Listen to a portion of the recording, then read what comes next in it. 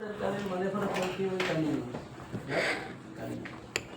Entonces, a ver, es un tema que, bueno, la verdad, la mayoría, ¿no? Casi todos han tenido contacto o han tenido a veces en su vida una mascotita, una perrita, o sus amigos, o familiares, etc. Y más o menos tenemos conocimiento de algunos comportamientos padrón, ¿no?, que se observan en los caninos. ¿Sí? Entonces, principalmente cuando están en su etapa reproductiva, cuando están justamente en esto. ¿Ya? Entonces, a ver, partiendo de eso, algunos comportamientos que ustedes han observado, han escuchado, han visto, han leído, comportamientos propios de los caninos. Profe, quizás el cambio, o sea, cuando va a empezar, pues, en la etapa del proestro, no, o sea, no es tan receptiva la perra, es un poco odiosa, por llamarlo así, ya. Y de una vez pasados los 7 o 9 días que entra el estro, ya la perrita quiere como que algún tipo de monta, pues, ¿no? Ya, cambios de comportamiento, ¿cierto? Entonces, comportamiento. Entonces, siempre cuando la hembrita está en estro, justamente no es que esté receptiva, como es su compañero, ¿no? Entonces, hay etapas. La etapa en la cual sí no es receptiva, todo lo contrario, lista. Hay cambios de humor, puede que tenga mayor apetito, menor apetito, ¿no? Entonces, previo al estro, ¿no? Y cuando está en estro propiamente, y ya es totalmente diferente. Entonces, hay cambios de comportamiento. ¿Qué más? ¿Qué otra cosa? ¿Qué otra cosa? ¿Perrita? ¿Alguna cosa que me porque donde verdad ni la quiera ya? Ya el tema de la edematización de vulva, ¿cierto? Entonces, uno de los más obvios, ¿por qué? Porque hay hinchazón de la vulva propiamente, ¿no? Entonces, edematización de la vulva. ¿Qué más? La secreción, profe. Secreción, La de sangre. ya, entonces, secreción de sanguinolenta, ¿no? Sí. Secreción sanguinolenta. Entonces, acá, por ejemplo, la primera, así, a veces mala costumbre, ¿no? A veces es una equivocación que uno suele cometer, ¿no? A nivel práctico. ¿Qué pasa? Nos dicen, mira, la hembrita tiene secreción sanguinolenta, está en celo, ¿no? ¿Eso es verdad o falso? ¿No? Decimos eso, mira, tiene secreción sanguinolenta, debe estar en celo. ¿Verdadero o falso? Falso. Falso, ¿cierto? Sí. Básicamente, ¿qué me dice eso? Que está preparándose los indicios, para entrar en estado, ¿no? sí. Entonces, esta secreción sanguinolenta es previo al estro, ¿no? Justamente se denomina proestro, ¿no? Proestro. No, es más, hay algunos, por eso esas terminologías a veces hay que eliminarlas, que dicen, ¿no? La perrita está menstruando, ¿no? No tiene nada que ver, ¿cierto?, con la menstruación. ¿Por qué? Porque la menstruación en el humano, por lo menos, es post-ovulación, ¿cierto? ¿Okay? Ocurre la ovulación, hay un preparo del endometrio para justamente una posible gestación, y si no ocurre esa gestación, hay la liberación de ese endometrio. Es lo que se conoce como menstruación, ¿cierto? Pero la perra no es absolutamente nada de eso, ¿cierto? No, ni siquiera ha ocurrido la ovulación todavía, ¿sí? Entonces la secreción sanguinolenta ocurre previo a la ovulación, ¿ok? Entonces, lo que sí es parecido es que esa secreción sanguinolenta sí es uterina, ¿vale? En los caninos también es uterina, entonces es una secreción uterina igual que en los humanos. ¿Qué más? ¿Qué más tenemos aquí? ¿Qué otra característica? ¿Qué otra característica, chicos? A nivel de comportamiento o fisiología, ¿no?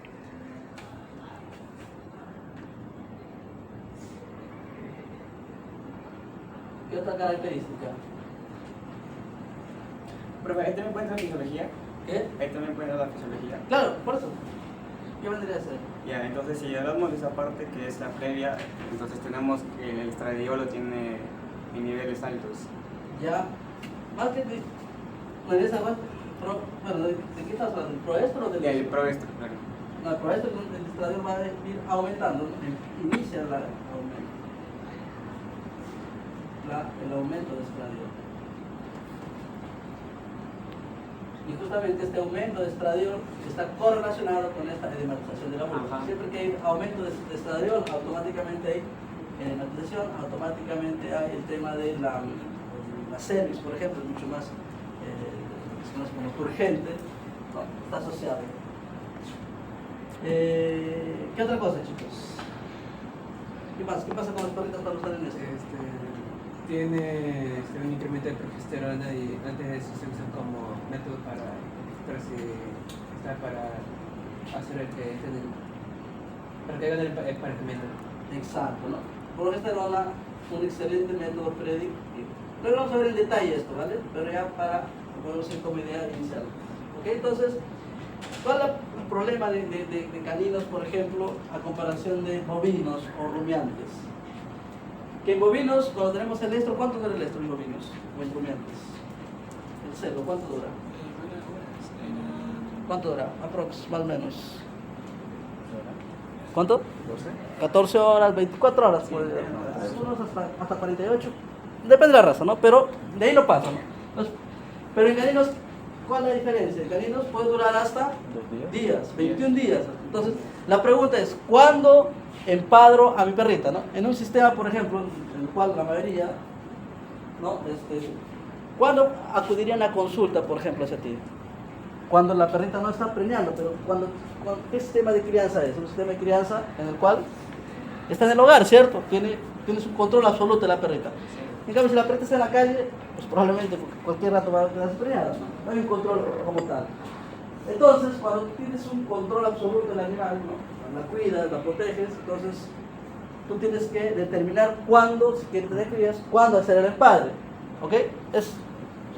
La persona va a acudir por esa pregunta hacia ti.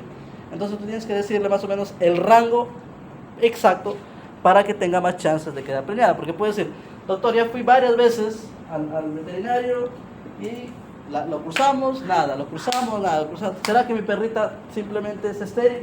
Porque no está preñando, ¿no? Entonces, puede fallar qué cosa?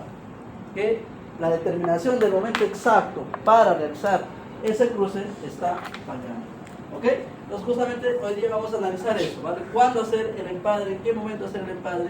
En base a la evidencia científica. ¿Va? Entonces, como tenemos un rango tan grande de 21 días, en algunos casos, pues llegar a un día exacto se tiene que utilizar herramientas. ¿Cuáles herramientas serían? Para el diagnóstico del empadre. ¿Qué herramientas serían, chicos? Para el diagnóstico del esto. ¿Cuál? Sería el hisopado para determinar. Hisopado, ¿cierto? Lo primero, un hisopado vaginal, para ver el tipo de células que tiene, y lo otro, ¿La citología? es la citología. Ah, vale. El hisopado vaginal es para hacer citología. Ecografía, ¿no? Para ver el tema de folículos, crecimiento folicular.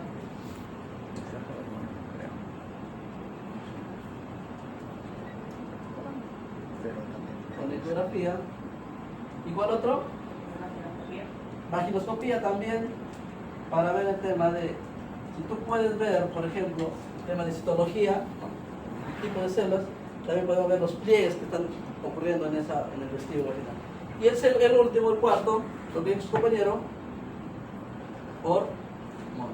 ¿Sí? Entonces, obviamente va a haber algunos que son mucho más exactos, por ejemplo, el tema de hormonas es mucho más exacto, el tema de histología es bien exacto, ¿no? Pero no tanto como hormonas, y crecimiento folicular también es muy parecido a hormonas. El tema de vaginoscopía, vamos a colocar así, ya, 3 checks, acá una check, acá 2 checks. Ese sería el orden. Acá también 3 checks. ¿Sí? Entonces, ¿cuáles son bien exactos? Ecografía y hormonas. ¿Sí? ¿Por qué ecografía? Estás viendo el ovario. Netamente estás viendo el ovario. Hormonas, estás viendo qué secreta ese ovario. Bien exacto. Ya el tema de hisopado vaginal, estás viendo las células, pero no estás viendo el ovario, ¿no? Entonces, por ahí es un poco más inexacto. Y vaginoscopía, estás viendo solamente el tema de la cervix, ¿no? Si es que la cervix está abierta, el tema de las paredes vaginales, pero es bastante más inexacto. ¿Ok? Entonces, con estas herramientas, pero se pueden complementar, ¿no? Se pueden completar para llegar a un diagnóstico y determinar qué época exacta en la que se hace el empadre. ¿Ok? Bien, entonces, ¿qué otra cosa a nivel de comportamiento del animal podemos mencionar aquí? Si hablamos ya que está la protección alta, pues hablamos de que ya es más receptiva a la monta, ¿no? Ya. Entonces, en la época de estrés sí muestra un comportamiento receptivo, ¿no? Ahora, hay una característica que es propia de los caninos. Esto es esto, ¿no? Hay un comportamiento que es propio de los caninos. ¿Cuál sería? Si es que ocurre claro, durante la época de celo es más, durante la época de celo todavía. Aquí era para colocarlo. Es lo que secreción de qué? Que es una gran preocupación. Cuando la hembrita está en celo, ¿qué pasa con desarrollo de glándula mamaria? Pues después hay un proceso llamado pseudogestación. Pero antes de acá, si la hembrita, porque mucha hembrita, no sé si están teniendo este problema, pero es bastante común. Cuando está en celo, ¿qué pasa con los vecinos? Atracción de los machos. Exacto, ¿no? Entonces, si es que, por ejemplo, ¿no? Para mala suerte, qué sé yo, la pobre tiene contacto con una ventana, una reja hacia el exterior, ¿qué va a pasar con el exterior? Se van a amontonar 10 machos ahí esperando que ella salga, ¿no? Sí. Entonces, ¿por qué? Porque hay secreción de feromonas. ¿Sí? Entonces, esto es súper común en caninos, ¿vale? Entonces, la secreción de feromonas. Entonces, cuando está en celo, puede haber 10 machos esperando a que salga o aullando, entonces, ella misma llamándolos. Y entonces, es bastante común. ¿Ya? Perfecto, entonces estos son los previos. Ya estamos en el tema del estro, hay un comportamiento receptivo, hay la monta, si ocurre la monta, ¿vale? Y si ocurre la gestación, ¿cuánto tiempo es? 60 días. Gestación. ¿Cuánto? 60. 60 días en promedio, ¿cierto? Sin embargo, ¿sí? Y lo que vamos a ver mucho en caninos, entonces el tema de depende de la raza, ¿no? En caninos, como tenemos razas que van desde perritos chihuahuas, súper pequeñitos, ¿no? Hasta animales mucho más grandes, entonces hay una relación directa entre la parte anatómica con el desarrollo sexual, ¿ok? Entonces, la gestación en promedio es 60 días, pero hay casos en los cuales 58 días ya puede estar pariendo y hay otros casos en los cuales llegan hasta 71 días, siendo el promedio justamente de 60 a 62 días, ¿ok? Pero ojo, hay razas que han llegado hasta 71 días. Bien, gestación. ¿Qué más? Si es que no ocurre la gestación como tal, es decir, no es empadrada el animal, en caninos ocurre mucho lo que se conoce como preñez o pseudogestación, ¿vale? Es súper común. Entonces, ¿qué significa pseudogestación? Que no ocurrió la monta, no ocurrió la fertilización, sin embargo, el animal tiene un comportamiento gestante, ¿no? ¿Cómo es ese comportamiento gestante? A nivel de conductual, por ejemplo, ¿no? Tiende a hacer su nido, a llevar, qué sé yo, cosas para un determinado lugar, para su parto, tiende a desarrollar glándulas mamarias también, ¿no? Entonces, la pseudogestación sí es algo bastante común en caninos, ¿vale? Entonces, ¿por qué? Básicamente esta es una huella evolutiva que se conoce, ¿vale? Entonces, muchas especies tenemos huellas evolutivas, vestigios evolutivos, ¿no? Que han ido desapareciendo conforme pasan los años y los siglos. ¿Cómo así? Por ejemplo, se sabe, ¿no?, que el Canis lupus familiaris, el perrito, desciende de un ancestro en común con el lobo gris. El lobo gris y Canis lupus tienen un ancestro en común, ¿no? Hace 30.000, 40.000, 50.000 años. Entonces, ¿qué es lo que ocurre en las manadas de lobos, por ejemplo? ¿Sí? ¿Qué es lo que ocurre? Se sabe que tenemos, pues, una población determinada, la hembra alfa, la que se encarga, la hembra alfa, la que se encarga tanto de dar las crías, ¿vale?, de dar las crías, como también la que se encarga de recolectar el alimento. ¿Okay? La hembra alfa es la que sale a recolectar el alimento. Pero también hay otras hembras en la manada, ¿no? Entonces tenemos otras hembras acá que no son las alfas, las subordinadas, ¿sí? ¿Y cuál va a ser la función de estas subordinadas?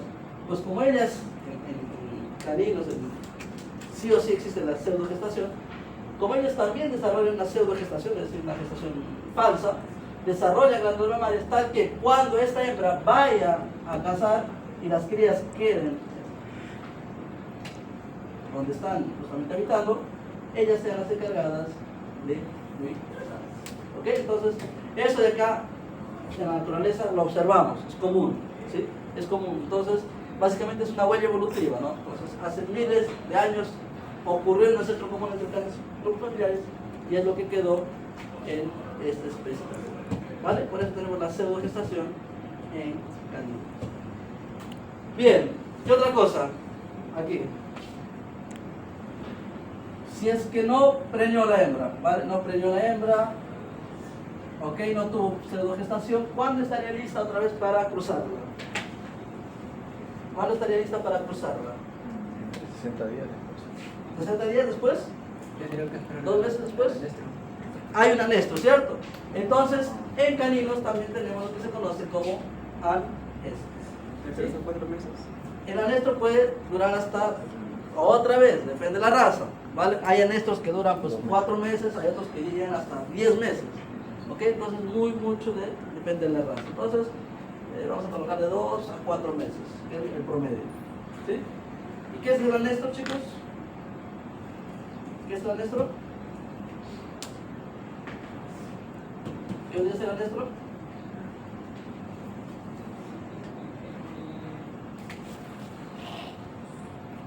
Y esto, aquí, si no hay actividad ovárica, Básicamente el descanso del sistema reproductivo. ¿no? Entonces, No hay hormonas. no hay hormonas secretadas, no hay folículos creciendo, entonces esto vendría a ser conocido como anestro. ¿Vale? Entonces ahí está la historia reproductiva de los caninos. Proestro, estro, diestro y anestro. ¿Ok? Ojo, esta pseudogestación no se da en todos los animales, ¿eh? Puede ser que un animal simplemente no tenga esta pseudogestación, entonces se llama probablemente diestro, ¿sí? No tenemos aquí el metaestro, ¿por qué? ¿Qué es el metaestro? ¿Qué vendría a ser el metaestro en bovinos, por ejemplo? ¿Qué periodo comprende el metaestro?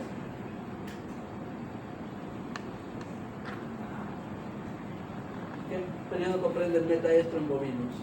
Básicamente era el mismo proceso que el nuestro, pero antes. ¿Antes o después del estro? Antes. El metaestro. Antes. ¿El metaestro es antes o después del estro? ¿Seguro? Después. Metaestro. Después. Después. Después del estro. Justo el proceso de ovulación es el metaestro. ¿Metaestro qué es? Ocurre la ovulación en bovinos, por ejemplo. ¿Vale? Es después. Por eso proestro, metaestro. ¿Sí? Entonces, en este caso, el metaestro pues va a ocurrir, ¿sí?, dentro del estro. Por eso lo incluimos en un solo proceso, ¿no? Porque el metaestro se caracteriza justamente en que la hembra ya no es receptiva, ¿vale? La ovulación ocurre cuando la hembra no es receptiva, es en bovinos, ¿ok? La ovulación ocurre cuando en caninos la ovulación ocurre cuando la hembra aún es receptiva, ¿vale? Aún es receptiva. Por eso tenemos estos diagnósticos para evaluar esa ovulación. ¿Cómo así? A ver, un resumen. Acá tenemos un cuadro de una barra de tiempo, ¿vale? Una barra de tiempo en las cuales tenemos acá el proestro, está por la letra P. Aquí tenemos el estro, ¿vale? Esto vendría a ser el estro. Esto el diestro y de acá el anestro, ¿vale? Son 4 etapas. A ver, acá lo estoy haciendo, vamos a hacerlo un poco más real, las barras en cuanto a tamaños. ¿Sí? El estro quizás exagere un poquito, vamos a poner no es tan grande. Ya. Entonces, esto debería ser el estro, ¿vale?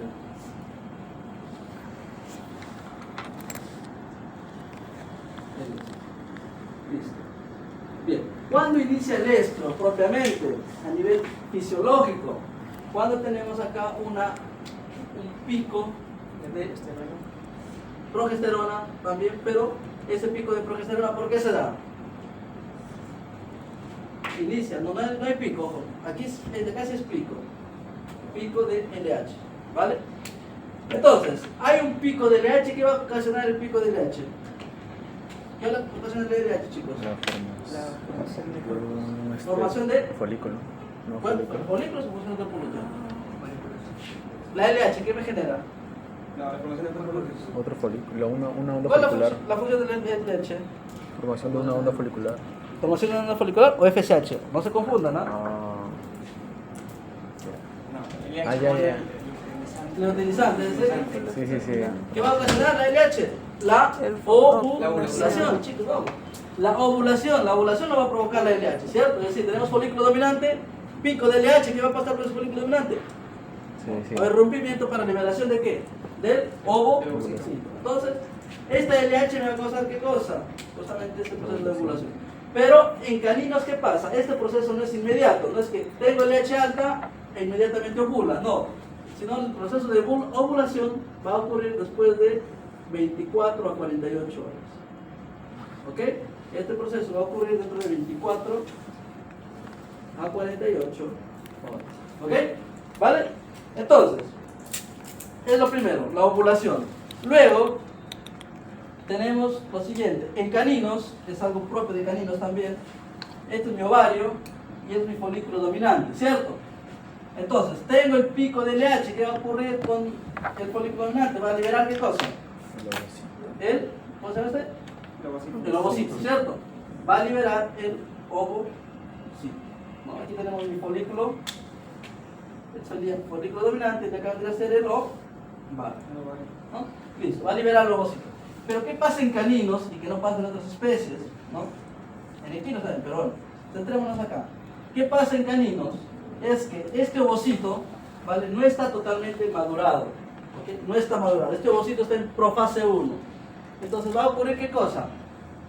Fuera del folículo dominante, la maduración, es decir, de profase 1 va a ir hacia metafase 2. A este proceso se conoce como maduración ovocitaria. ¿Vale? La maduración ovocitaria va a ocurrir fuera del ovículo. Maduración ovocitaria. ¿Ok? Entonces, después de que ocurre la ovulación, 24 a 48 horas, ocurre ¿qué cosa? La maduración del ovocito. Madura. Recién cuando este folículo está en metafase 2, perdón, folículo no, este ovocito está en metafase 2, tiene la capacidad de fecundarse. Antes es imposible, pues, tiene que estar maduro. Entonces, recién en esa fase, tiene la capacidad de fecundarse. Es decir, la etapa reproductiva, por así decirlo, la etapa fértil, es post-maduración del ovocito. ¿Ok? Entonces, una vez que este ovocito está maduro, no es que tenga una vida eterna, ¿sí? Va a tener un tiempo de vida, por así decirlo, y que justamente va también de 24 a 48. Es decir, en esta ventanita, ¿sí? Tiene que venir ¿quién? Los espermatozoides para fecundar a este ovo. Y ya está maduro, ¿vale? Y ya está maduro. En otras especies ya sale y acá maduro. Entonces no tengo esa preocupación. Acá no. Acá tengo que esperar a que madure. Entonces, ¿vale? Este acaba de ser los espermatozoides. Es por eso, por ejemplo, te pregunto. El de acá está en proestro, ¿vale? Va un cliente, ¿sí? Va una persona que tiene su perrita y dice, doctor, mi perrita dejó ayer de botar sangre. Usted me dijo que una vez que deja de botar sangre, ya no está en proestro, ¿cierto? Está en estro. Ya puede cruzarse. Ya está tranquilita, creo que ya se va a dejar montar. Otra característica de los caninos, que tú colocas las manos en la parte del lomo, ella se va a dejar montar, ¿no? Entonces dice, mire, doctor, ayer dejó de botar sangre, ya no está botando nada de sangre, lo cruzamos. Crucémoslo hoy día. Pregunta, ¿qué va a pasar si lo cruzas en ese momento? Dice, sí, no hay problema. Crucémosla. ¿Qué va a pasar? Pero no va a estar en nación. ¿Qué va a pasar? Después de la montas acá, ¿cierto? Los espermatozoides van a estar acá. Después de 24 horas, ¿el ovocito está listo? Nada, ¿cierto? Todavía tiene que ovular, tiene que madurar y recién ahí. Entonces, lo que va a pasar es, hay la monta, ocurre la monta, esos espermatozoides se mueren y nunca encuentran al ovocito por las pulgas. Entonces, justamente, determinar el tiempo en las cuales tú, a partir de que detectas esto, cuándo cruzar es fundamental. ¿Ok? Entonces, Estos de acá son rangos, ¿sí? Pueden ser más, pueden ser menos, no son algo fijos. Sería bueno que sean algo fijos, entonces ahí yo podría todos los animales tratarlos igual. Hay animales que van a ovular a las 12 horas, animales que van a ovular a las 54 horas, por ejemplo. ¿Sí? Entonces, estos son rangos. Para yo tener exactitud en estos rangos, ¿qué tengo que hacer? Estas. ¿Ok? La primera, progesterona. ¿Por qué? ¿Qué pasa con la progesterona? ¿Qué pasa con la progesterona cuando está en proestro? ¿Cómo sus niveles son? Son basales, ¿no? Estamos hablando de 1 nanogramo por mililitro. ¿Sí? Son súper bajitos. ¿Ok? Cuando ocurre la liberación del LH, también ocurre, ¿vale?, el inicio de secreción de progesterona, ¿vale? Inicia la progesterona a aumentar. Entonces, por ejemplo, aquí cuando ocurre la ovulación, ¿sí?, va a ser más o menos 5 nanogramos por mililitro. Ya cuando ocurre la maduración, la progesterona va a tener niveles de 10 nanogramos por mililitro. ¿Ok? Cuando termina, cuando entra el diestro, la progesterona va a tener niveles de 20, 25 nanogramos por mililitro. Entonces, otra vez, dice, doctor, ok, voy a hacerle caso, voy a sacar muestra de sangre y voy a medir mi progesterona de mi perrita. Le sale 4 nanogramos por mililitro. ¿Qué le recomendarías? ¿Cruzarla inmediatamente o esperar? Que pase más días. ¿Qué pase cuántos más o menos? 3 días. 3 días, 4 días máximo. ¿Ok? Ojo, tienes toda esta ventana, ¿vale? Tienes esta ventanita. Entonces, si te sale 4 por acá, mira, 2 días para que madure, más un día, 3 días, más un día, 4. De 4 a menos, ¿no? También lo dejamos mucho tiempo, 4, 5, 6 días, ya fue, ¿no? Listo. Entonces, ¿qué pasa si le sale, por ejemplo, 8 nanogramos por mililitro?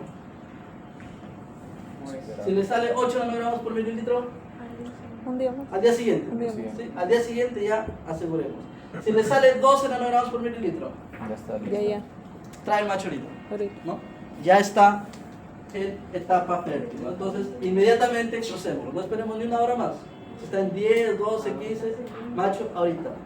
Si está en 20 nanogramos por mililitro, Ya, Ya, los niveles de ovulación. esperemos 6 meses más. ¿Sí? Si está en 20, 25, ya fue, ¿no? Ya pasó la ovulación. Este ovocito también ya está muy viejo porque mire, estuvo esperando todo ese tiempo, no hubo macho.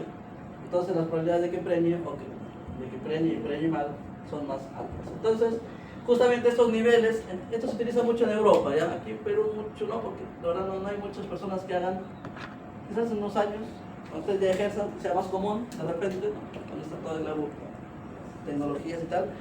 Pero en Europa esto se hace mucho más seguido. Además hay kits de progesterona que se llaman, ¿no? Igual que kit de embarazo, igual, ¿no? No es tan simple como el kit de embarazo, que es bastante más sencillo, pero puede ser que en 10 años ya haya más fácil. Entonces, es una paletita, ¿no? Una paleta en la cual colocan la muestra de sangre y sale colorcito, ¿no? Si está bajo concentración, un colorcito. Si está concentración fértil, rosadito. Entonces, a partir de esa técnica, pues tú puedes determinar cuándo cruzar a tu perrita y obtener preñez, ¿no? Que es la preocupación, ¿no?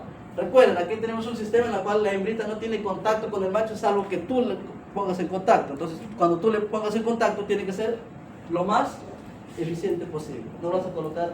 Y lo otro es dejarlo varios días, ¿no? Ahí en la población tienes exactitud. Pero si no tienes esa chance de dejarlo varios días y solamente lo cruzas y ya se separan porque paran peleándose, qué sé yo, entonces hay esas alternativas. ¿Vale, chicos? ¿Sí? ¿Claro? Entonces, eso es progesterona. Entonces, ahora, profe, no tengo progesterona, ¿qué hago? Ya fue ya. ¿Qué hacemos?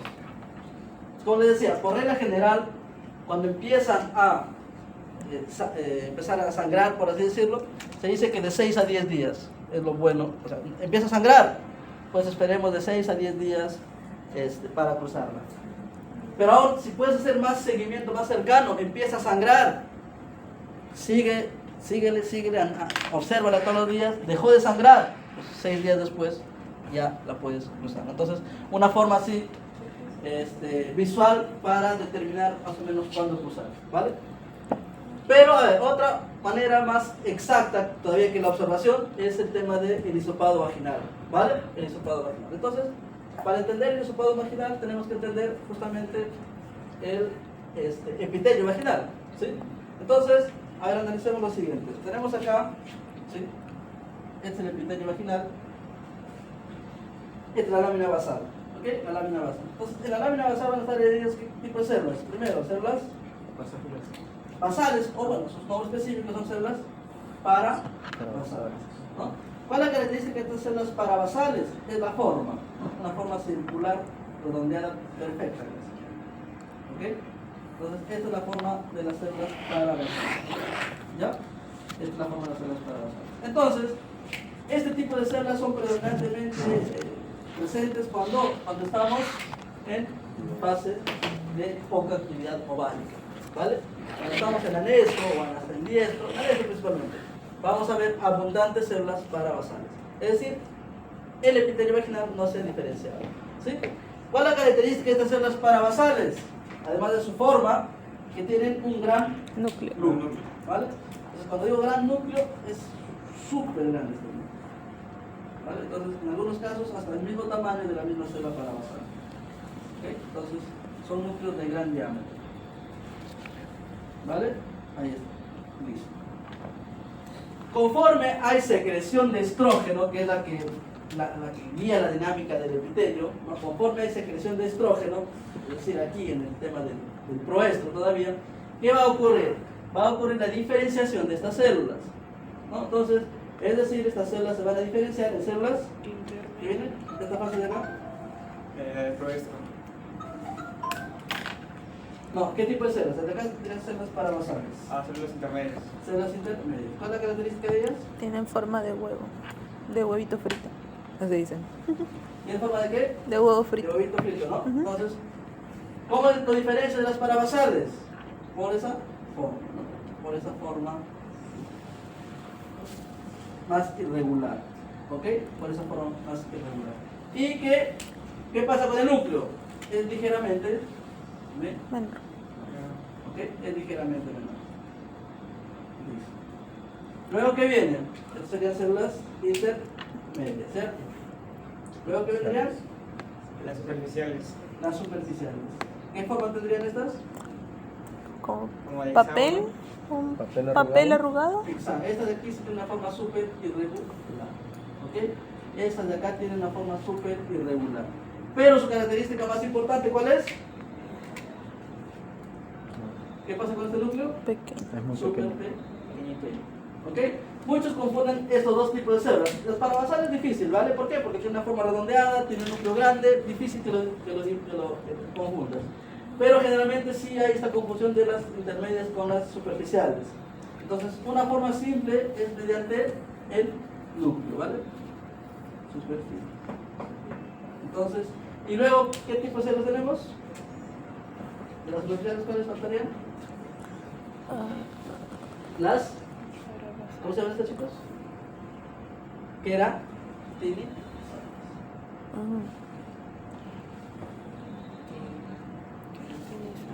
Básicamente las queratinizadas perdieron el núcleo, ¿vale? Son células anucleadas o queratinizadas, perdieron el núcleo y tienen tamaños también ya variados, ¿no? Entonces, generalmente son de gran diámetro, pero hay también queratinizadas pequeñas, ¿sí?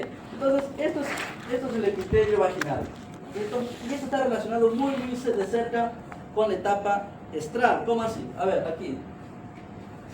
Primero, células, proestro. Proestro, o antes del proestro, anestro. ¿Qué tipo de células estarían predominando? Las parabasales. Las parabasales, ¿cierto? Sí. Ojo, aquí utilizo la palabra predominando, ¿vale? No digo la palabra exclusivamente parabasales. Profe, tengo una perrita, la castraron, ¿sí? Hicimos citología vaginal y encontré células queratinizadas. ¿Qué está pasando? Pues está terminado su... ¿Qué está pasando? ¿Puedo repetir, profe? Pero Tengo una perrita que fue castrada, ¿cierto? Ya. Hicimos citología vaginal y al momento de analizar las láminas vemos células queratinizadas. Está en el grupo de estro. Pero si fue castrada. Pero es los Ay, últimos, digamos que son los últimos que han estado, ¿no? En las- No, ya hace 3 años. Ah, ¿Qué está pasando? sí, ¿no? Entonces, chicos, acá, para evaluar el tipo de células, una célula nace en la población. ¿Ok? El hecho de que haya una queratinizada, o una superficial, una intermedia, es normal, parte de. Pero lo que no podría haber es predominantemente este tipo de células. Por ejemplo, la castraron y vemos solo células queratinizadas, ahí sí hay un problema. ¿Sí? Puede ser un ovario remanente, por ejemplo. No está castrada, pero hay ovario todavía dejaron ahí en la castración. Una mala castración, es decir, hay actividad ovárica, hay actividad a nivel del epitelio. Si cuando al hacer el microscopio solamente veo queratinizada, pero si veo una queratinizada de 200 células, ¿no? Entonces puede ser que una célula sea diferenciada, no hay ningún problema, ¿no? Entonces, acá lo importante cuando evaluemos las láminas justamente es poblaciones de células, no células. ¿Ok? Entonces, cuando estamos en anestro, predominantemente hay células parabasales, ¿no? Parabasales, predominantemente. Una que es intermedia, podría haber. Proestro, ¿qué tipo de células tenemos acá? Intermedios. Pero también tenemos Para- parabasales y en mayor cantidad las Intermedio. intermedias. Y una que otra superficial. ¿Ok? Ya tenemos una que otra superficial. ¿Por qué? Porque va a depender de qué cosa. ¿Por qué encontramos en este proestro 10 superficiales? Está ya cerca el estro. Porque probablemente hice el muestreo este día. ¿No? ¿Qué tal si hice el muestreo acá? Pues obviamente voy a encontrar ya superficial. ¿Qué tal si hice el muestreo acá? Ah, pues voy a tener más que todo intermedias para abajo. ¿Ok? Entonces, estro. ¿Qué voy a encontrar en el estro? Superficiales. Queratinizadas. Y queratinizadas, ¿cierto? Y queratinizadas. Y en el diestro, otra vez, superficiales, pero más que todo intermedias. Y si es un estro tardío ya, un diestro tardío, ya voy a tener solamente parabasales. ¿Ok? Entonces, con estas histologías, ¿cuándo yo puedo determinar el momento exacto de cruces si no tengo, por ejemplo, progesterona? Con esta histología, ¿cuándo yo haría ese diagnóstico? Entonces, va a depender de la población celular. Es una lámina, ¿vale? Entonces, la idea de la lámina es que coloquemos las células a lo largo de esta lámina, ¿cierto? Para luego colorearlo. Acá está el nombre, este es el nombre, y aquí están las células. ¿Ok? Entonces, cuando hacemos la evaluación, ¿vale? Después de la coloración, la evaluación justamente se recomienda que se hagan campos de 100 a 200 células, ¿vale? De 100 a 200 células. Es decir, yo voy contando, pues, esto de acá, esto de acá, esto de acá, esto de acá. De acuerdo al microscopio, cuento diferentes campos. La idea es tener por lo menos 100 células. ¿Ok? Bien. Una vez que hice el conteo, yo voy a hacer que una tablita de resultados, ¿cierto? Una tablita de resultados.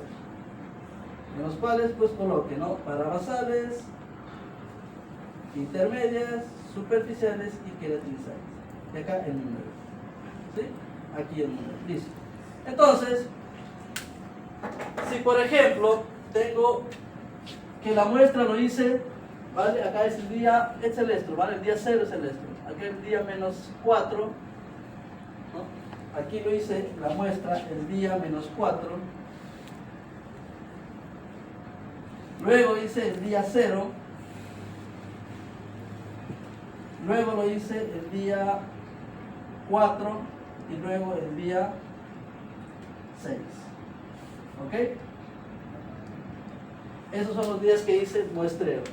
El día -4, ¿qué voy a encontrar acá? El día -4, ¿qué voy a encontrar?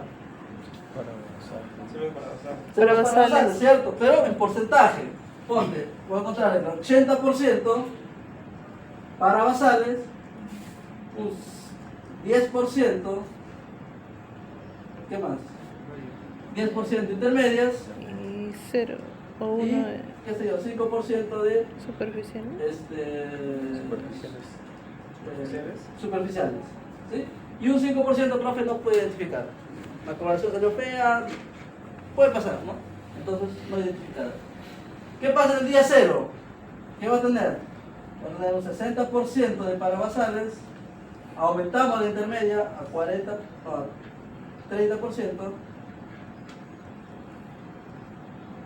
y 10% superficie. ¿Ok? Listo. El día 4, ¿qué va a pasar? Ya casi para montar. Va a tener 60 de un intermedios. 40 de superficiales. Ya aparecen las queratinizadas, un 30% queratinizadas y un 20 o 30% también de intermedios. ¿Sí? Y al final, día 6, ya está para montar 90% de queratinizadas y 10% de superficie. Entonces, de esta manera yo ya tengo más o menos un diagnóstico de qué día hacer la... ¿Ok? ¿Qué cosa tengo que obtener? Conteo de células. Tengo que obtener porcentaje de estas células. ¿Ok? ¿Cómo tengo el porcentaje de estas células? Contando un número y luego pues haciendo las frecuencias rápidas.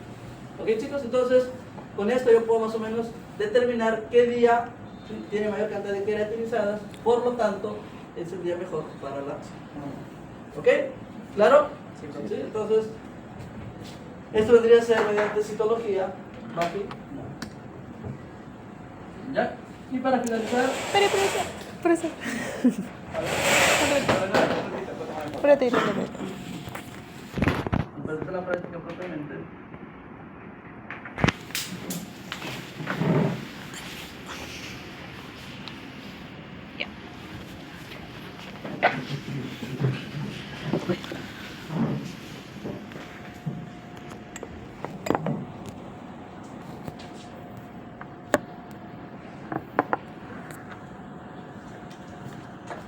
Se hace un poquito más después del esto. Justo antes de terminar el esto se hace una inseminación. Pero en caninos no, pues en caninos yo necesito más exactitud. ¿Por qué? Porque son varios días, ¿vale? Varios días. Entonces, en algunos casos hasta más demorado todavía, ¿no? ¿Ok, chicos? Ya. Profesor, solo en el canino sale lo que es para el desarrollo metafase 2. Metafase 2, sí. Y en equino también. Aquí también.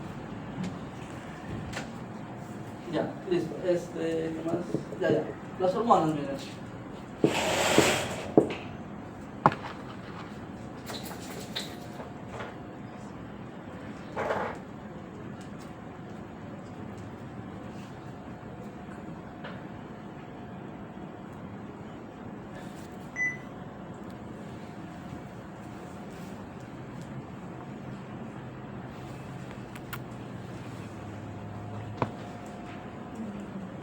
Ya, a ver, chicos. En cuanto a hormonas, ¿ya? Entonces, como les decía, tengo el anestro, ¿no? Aquí también el anestro, y acá inicia el proestro. Entonces, lo primero que podemos relacionar cuando termina el proestro, ¿qué cosa es? Este pico de LH. ¿Sí? ¿Lo verán?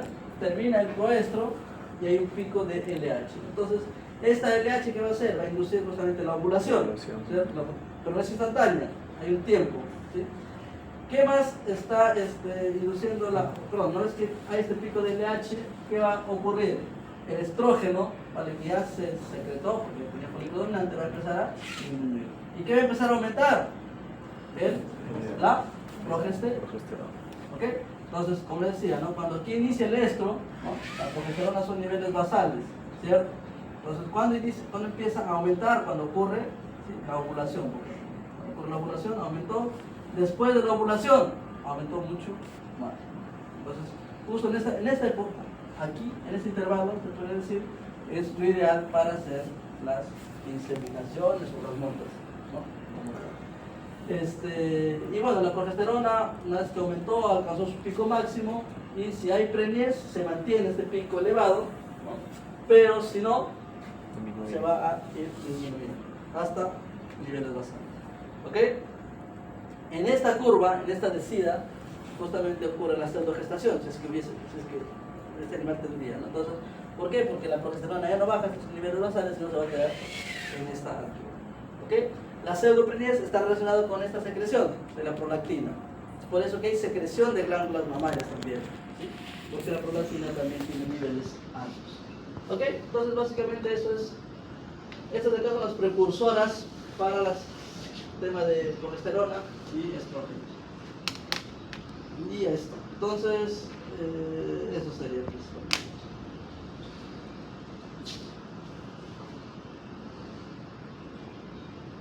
¿No? Entonces, de acá que les decía, miren, de acuerdo a los niveles de progesterona, ¿vale? Ahí está una tablita ya recomendada, ¿no?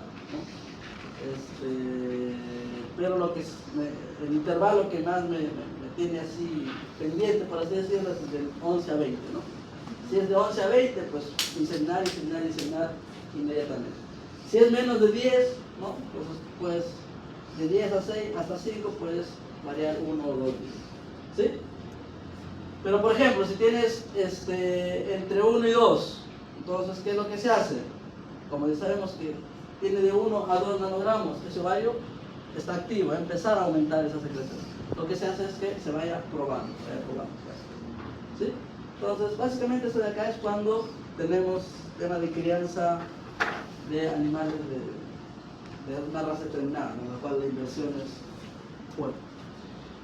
¿Ok? Bien. Entonces, para la práctica de hoy día, lo que vamos a hacer es lo siguiente. Vamos a utilizar la chiquitita, ¿cómo se llama? Moca. Y lo que vamos a hacer es un hisopado vaginal de ella. ¿Vale? Entonces, el hisopado vaginal es súper simple, no requiere mucha invasión, por así decirlo. ¿Vale? ¿Tiene guantes? ¿Quién trae guantes? Sí.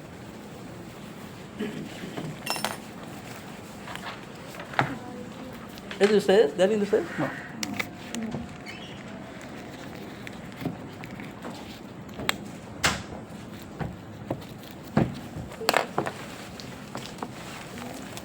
¿Vale? Entonces, el hisopado consiste en lo siguiente. Ahí tenemos la vulva, ¿vale? Hacemos una limpieza de la vulva primero, con cuidado. Este es estéril, ¿vale? Entonces, pues lo hago para demostración nomás. Ya, vamos a utilizar otra. Entonces, esta es la vulva, la limpiamos un poquito, con agua nada más, no hay problema.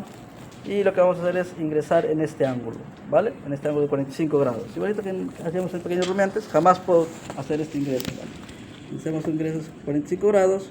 Una vez que está ingresada, lo que vamos a hacer es colocarlo en esa posición, en la posición horizontal.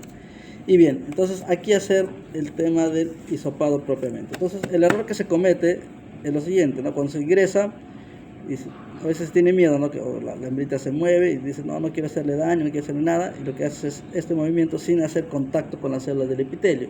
Todo lo único que va a hacer es que a lo mucho fluido y unas células que se hayan desprendido, ¿no? Pero la idea del hisopado, ¿qué es? Justamente ir hacia donde están las capas del epitelio y hacer